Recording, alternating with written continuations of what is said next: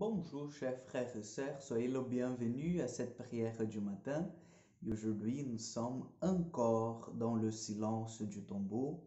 Et je vous invite déjà à nous confier à la Vierge Marie, qu'elle puisse, comme elle était au pied de la croix avec Jean, nous aimer aussi, intercéder pour chacun de nous et nous donner la force d'être avec Jésus dans les moments les plus difficiles. Au nom du Père, du Fils et du Saint-Esprit. Amen. Je vous salue Marie, pleine de grâce, le Seigneur est avec vous. Vous êtes bénie entre toutes les femmes, et Jésus, le fruit de vos entrailles, est béni.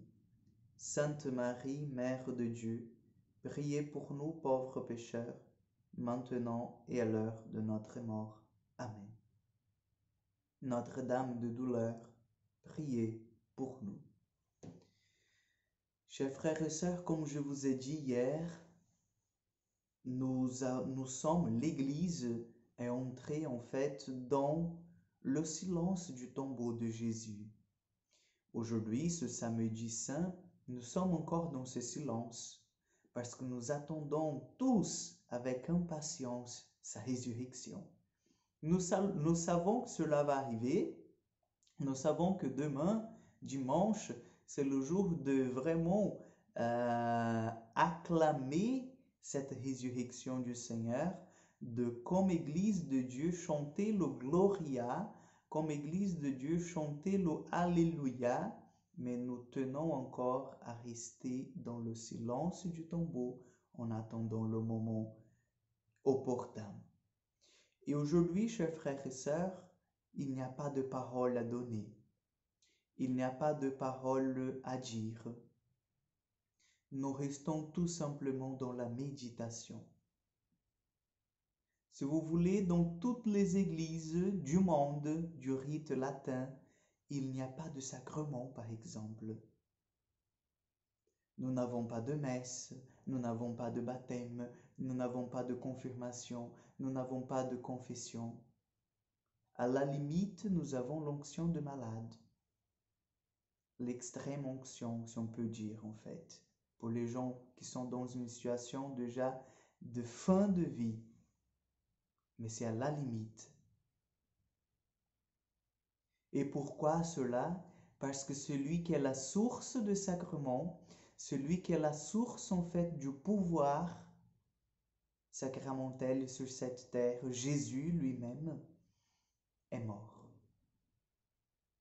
Ça semble être dur à écouter, mais c'est la vérité.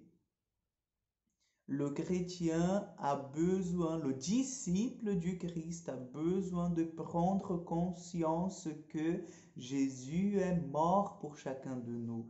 Oui, Père, mais il est ressuscité après, c'est tout à fait vrai. Mais si nous ne passons pas par la passion, tout d'abord, nous n'allons pas donner la valeur à la résurrection du Seigneur.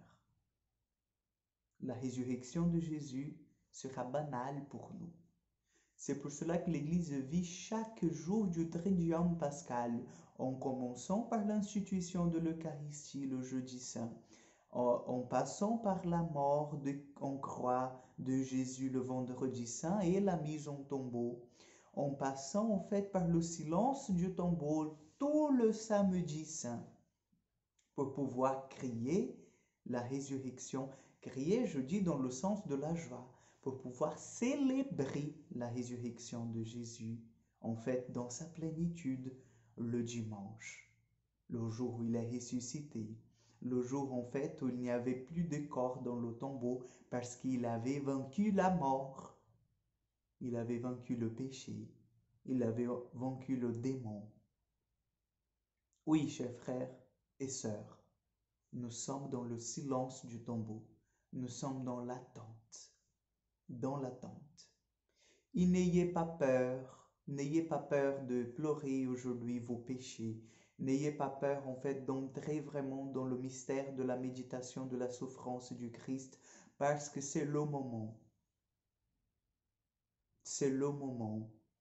Saint Paul nous disait déjà, nous prêchons en Jésus, un Christ crucifié, mort pour nos péchés. Donc ça fait partie de notre foi aussi, la passion du Jésus. Nous ne nous arrêtons pas seulement à la passion du Seigneur, mais elle a sa place. Parce que Jésus est mort, mais il est ressuscité. Mais la passion du Seigneur, la mort du Seigneur, elle a sa place dans notre vie. Donc aujourd'hui, demandons que l'Esprit Saint continue en fait à nous donner la grâce de rester auprès du tombeau du Seigneur, dans l'attente de la résurrection, et que nous puissions être les premiers témoins à voir le Christ ressuscité, vainqueur de la mort, plein de gloire et de majesté. Je vous souhaite déjà une excellente journée. Je vous souhaite vraiment une bonne Pâque.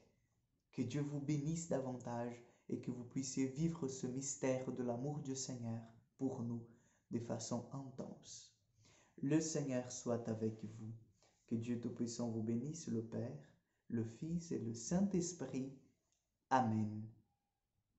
Je vous souhaite une excellente journée à tous. Déjà, joyeuse Pâques, puisque nous allons nous voir seulement demain matin, et que Dieu vous accompagne.